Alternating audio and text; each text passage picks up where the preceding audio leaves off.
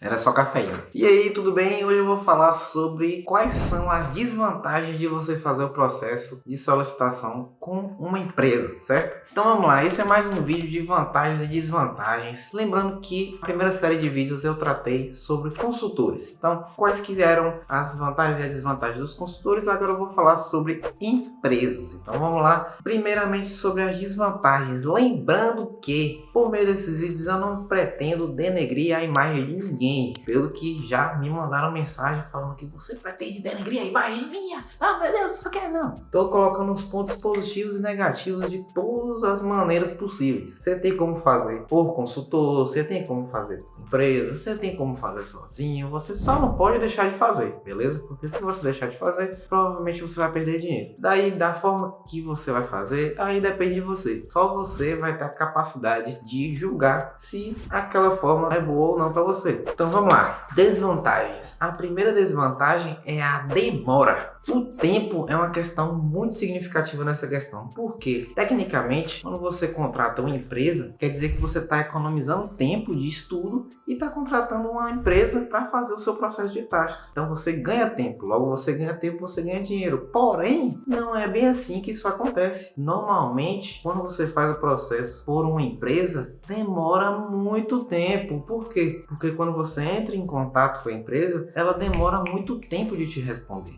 Por exemplo, quando eu fui fazer o processo de taxas, antes de começar a ajudar as pessoas a fazer os delas, tive uma experiência muito ruim com a empresa, com duas empresas na verdade, que entre aspas eram as maiores empresas da Irlanda, são multinacionais, têm sede no Canadá, nos Estados Unidos, não sei o que, mas que eu mandei e-mail para lá e eles demoraram simplesmente 2 meses para me responder. Foi o tempo que eu mandei e-mail, pesquisei, estudei, aprendi, já estava começando a ajudar as outras pessoas, aí que eles me mandaram um e-mail respondendo. Então é uma demora absurda. Eu conheço gente que mandou e-mail no ano passado que está recebendo a resposta do e-mail esse ano. Você manda mensagem para a empresa, você nem lembra mais o que era. Se a empresa está me mandando mensagem, para ela te mandar mensagem, você entrou em contato.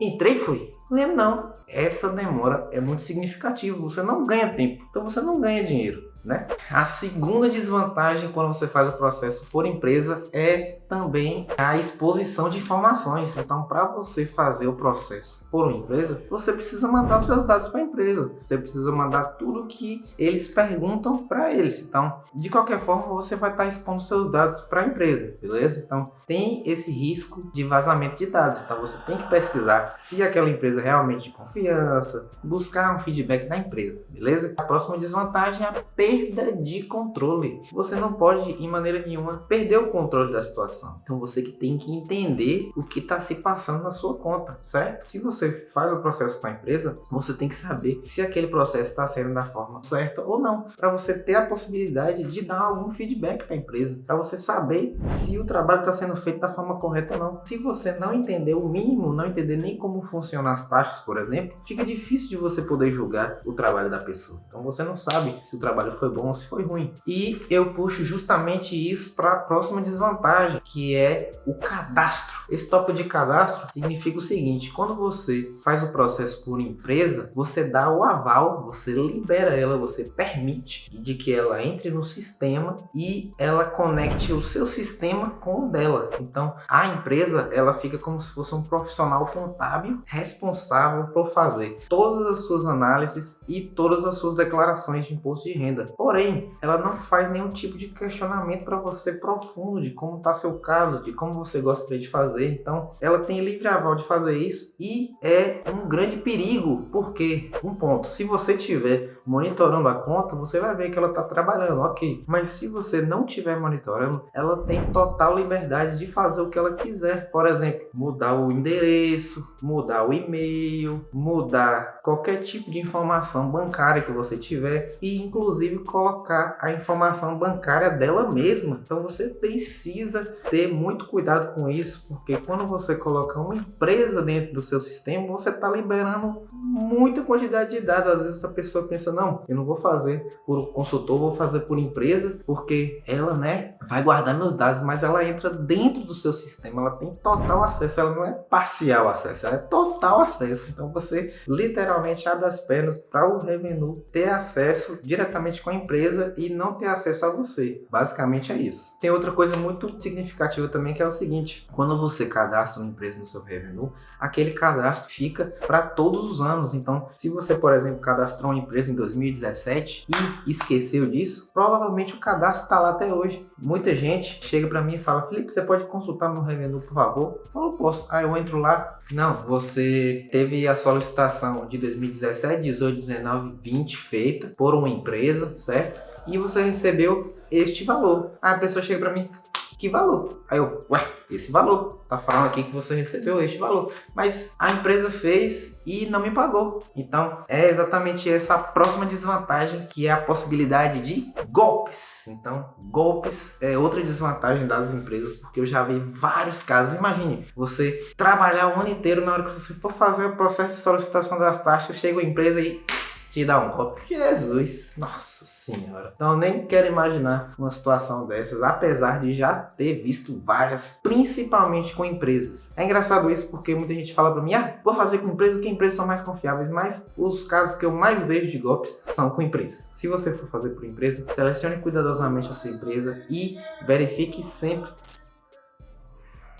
sempre, analise, veja como é que é o procedimento e acompanhe de perto. Além de você perder dinheiro durante todo o ano, quando faz o processo de declaração de imposto de renda, você perde mais dinheiro ainda e fica por isso mesmo. Porque se você não está acompanhando, você não tem noção disso. E o outro ponto negativo também é a falta de humanização. Quando você faz o processo de declaração via empresa, você não tem contato com a pessoa diretamente. Você muitas vezes nem sabe com quem você está conversando. Muitas vezes também essa conversa é por e-mail. É bom e é ruim, como eu falei. Tudo tem ponto positivo e negativo. O ponto positivo de você conversar por e-mail é que você tem tudo documentadinho, tudo certinho, tanto que eles falaram, tanto que você falou. Porém, quando você conversa por e-mail, você não tem nenhum tipo de diálogo com a pessoa. Você, por exemplo, não vê a pessoa, você não conversa com a pessoa, você não explica seu caso cuidadosamente com a pessoa. Quando você trata com a empresa, você entra meio que no algoritmo. Você entra ali num contexto geral e se ele filtra isso, ele faz essa filtragem. Quando ele faz essa filtragem, às vezes você passa ou não. Quando você não passa, muitas vezes ele nem faz o seu processo. Por exemplo, tem uma questão muito significativa que é: quando você passa por esse filtro, a pessoa também não sabe o que aconteceu na conta. Então imagine, você contratou a empresa para fazer o seu processo de taxas, às vezes você recebeu um dinheiro, mas você não sabe o que aquele dinheiro significa. Você não sabe de que ano é, você não sabe por que você recebeu, você não sabe o que é isso. Você recebeu o dinheiro lá, beleza, sim, mas por que você recebeu, sabe? A empresa não faz a menor questão de te explicar por quê. Quando você não recebe, você também não sabe por quê. Ela só fala que você não tem direito. Então ela não fala se você está devendo ou não. Ela não fala se você está quite, se você não precisa se preocupar ou não. Ela só fala que você não tem direito. Então você fica a ver navios. Então é um ponto super negativo essa falta de humanização, porque ele não objetiva realmente resolver o seu problema. Ele objetiva muito,